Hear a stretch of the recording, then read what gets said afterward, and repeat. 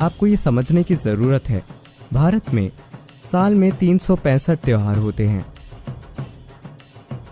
हाँ, आज आर्थिक स्थिति ऐसी है और हमने अपने काम और दूसरी चीज़ों को ऐसे व्यवस्थित किया है कि कई त्योहार खत्म हो चुके हैं। अब भी लगभग 30 से 65 त्योहार मनाए जाते हैं, शायद इससे भी ज़्यादा। अलग अलग लोग लगभग 50 से 60 त्योहार मना रहे हैं, लेकिन ये संख्या भी घट रही है। लगभग 5 या 6 त्योहार बड़े पैमाने पर मनाए जा रहे हैं। तो उनमें से कुछ सामाजिक हैं, उनमें से कुछ धार्मिक हो सकते हैं, बहुत कम धार्मिक हैं। बाकी सभी कैलेंडर से जुड़े हैं। लगभग हर भारतीय त्योहार कैलेंडर से जुड़ा है, यानी सौर मंडल में जो हो रहा है उससे जुड़ा है। हम कुछ ऐसा करना चाहते हैं जो बाकी सौर मंडल की उस दिन की स्थिति के हिसाब से ठीक हो। यह महत्वपूर्ण इसलिए है क्योंकि आप जिसे मेरा शरीर कहते हैं, यानी जो मानव सिस्टम है, वो इसी धरती से निकला है।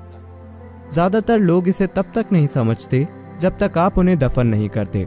उन्हें लगता है कि वे कहीं और से आए हैं। नहीं, ये शरीर, इसे बनाने के लिए सौर प्रणाली कुम्हार के चाक की तरह काम कर रही है। तो सौर मंडल में होने वाली हर चीज किसी न किसी तरह से आपके साथ भी होती है। तो सौर मंडल में जो कुछ होता है उसे बहुत ही ध्यान से समझा गया है।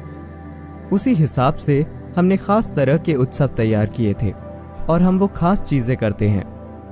तो महाशिवरात्रि की रात, मैं इसे कम शब्दों में कहूंगा क्योंकि जो आपने पूछा है वो बहुत बड़ा विषय है। वो दिन जो हर साल उसी दिन नहीं आता। मॉडर्न कैलेंडर में इसकी एक ही तारीख नहीं होती।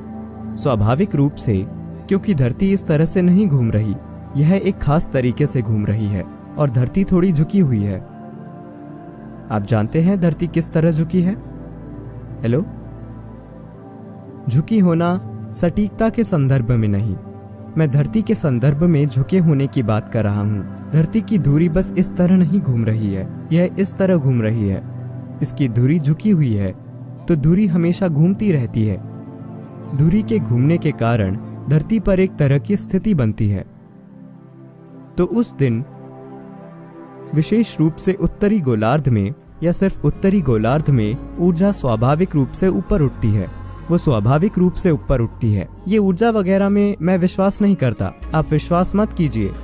बस जाकर समुद्र तट पर बैठिए। क्या आप पूर्णिमा की रात में समुद्र को ऊपर उठता देखते हैं? हेलो? तो अमावस्या के दिन, पूर्णिमा के दिन, क्या आप देखते हैं कि समुद्र ऊपर उठने की कोशिश कर रहा है? वैसे आपके शरीर का 2/3 हिस्सा भी पानी है। आपको ऐसा क्यों लगता है कि शरीर के अंदर का पानी ऊपर नहीं उठेगा?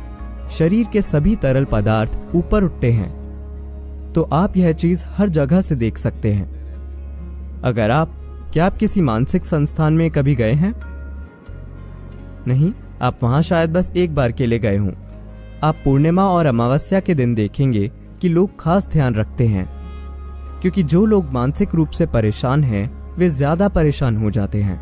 लोग सोचते हैं कि चांद पागलपन पैदा करता है, इसीलिए लूनर और लूनी वगैरह शब्द मौजूद हैं। चांद पागलपन पैदा नहीं करता, वह बस हर चीज को ऊपर उठा देता है। अगर आप थोड़े पागल हैं तो यह आपको ज्यादा पागल बना देता है। आप थोड़े प्रेममय हैं तो यह आपको ज्यादा प्रेममय बना देता है। आप थोड़े ध्यानमय हैं, यह आपको ज्यादा ध्यानमय बना देता है। आपका जो भी गुण है वह बढ़ जाता है, क्योंकि यह सिस्टम में एक तरह का उफान है। इस खास दिन जो दिसंबर की संक्रांति के बाद आता है, 22 दिसंबर सर्दियों की संक्रांति होती है।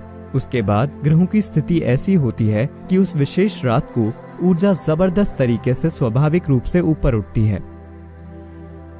If on that night if you lie down, उस रात को अगर आप लेटे रहते हैं तो जब ऊर्जाएं इस तरह से बढ़ने की कोशिश कर रही होती हैं तो आप उन्हें एक तरह से रोकते हैं। बात सिर्फ यह नहीं है कि आप फायदे को खो देंगे, आप खुद को बहुत संवेदनशील तरीके से नुकसान भी पहुंचा सकते हैं। ये सब चीजें आपके लिए तभी मायने रखती हैं जब आप एक संपूर्ण इंसान होना चाहते हैं। जब मैं एक संपूर्ण इंसान कहता हूँ तो आप चाहते हैं कि इंसान में जो भी क्षमता उजागर की जा सकती है उसे आप उजागर करना चाहते हैं। अगर आप उस तरह के नहीं हैं कि आप शाम को नशा करके सो जाते हैं, तो जो क्षमता मौजूद है आप उसे भी मार देना चाहते हैं, तो ये आपकी मर्जी है। लेकिन अगर आप एक संपूर्ण मानव होना चाहते हैं, आप चाहते हैं कि आपके साथ हर चीज पूरे पैमाने पर हो, तो आप सिस्टम में होने वाले सारे छोटे छोटे बदलावों पर ध्यान देते हैं और उनकी परवाह करते हैं। तो आप सीधे बैठना चाहते हैं। आप चाहते हैं कि आपकी रीढ़ उस रात सीधी खड़ी रहे। जब ऊर्जाएं ऊपर बढ़ रही हों तो आप उन्हें और ऊपर जाने में मदद करना चाहते हैं, न कि ऐसे। इसलिए हमने जागरण का तरीका बनाया है। इसका मतलब है सतर्क रहना और सीधा रहना। हर एक जीव अपने भीतर ऊर्जा को ऊपर की ओर बढ़ते हुए महसूस करता है।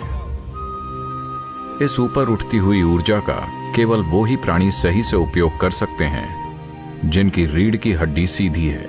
मानव होने का हमारा सौभाग्य है कि केवल हम ही एक ऐसी प्रजाति हैं जिसकी रीढ़ विकसित होकर सीधी हो गई है।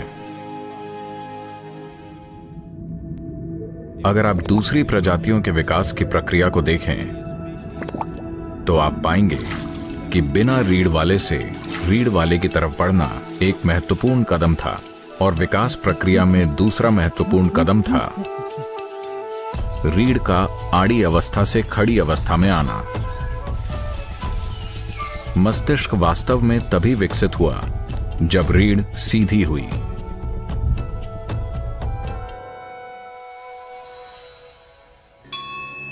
जैसे कि महाशिवरात्रि की रात में ऊर्जा स्वाभाविक रूप से ऊपर की ओर बढ़ती है, रात भर रीढ़ को सीधी रखने से जबरदस्त लाभ होता है। ये उनके लिए विशेष रूप से फायदेमंद है जो खासकर आध्यात्मिक मार्ग पर हैं, पर ये उन लोगों के लिए भी महत्वपूर्ण है जो पारिवारिक स्थितियों में हैं और साथ ही दुनिया में उन लोगों के लिए भी जो महत्वाकांक्षी हैं। आध्यात्मिक मार्ग पर चलने वालों के लिए, योगियों के लिए ये वो दिन है जब शिव अपने भीतर की सभी हलचलों के परे चले गए और पूरी तरह से स्थिर हो गए। इसी दिन उनकी तीसरी आंख खुल गई और उनका बोध खिल उठा। हम ये कह रहे हैं कि ये दो आंखें सिर्फ इंद्रियां हैं। ये आपको आपके आसपास के भौतिक पक्षों को ही दिखा सकती हैं, लेकिन अगर आप इन भौतिक पक्षों का आधार देखना चाहते हैं, अगर आप उन सूक्ष्म आयामों को देखना चाहते हैं जो प्रकृति की भौतिकता से परे है, अगर आप उसे जानना चाहते हैं तो आपको बोध के एक अलग आयाम की जरूरत है। बोध का वो आयाम जो भौतिक से परे है उसे तीसरी आंख कहते हैं। तो ये वो दिन है जो आपके तीसरी आंख खोलने या आपके भीतर बोध के गहरे आयाम को उजागर करने की यात्रा को सहज बनाता है।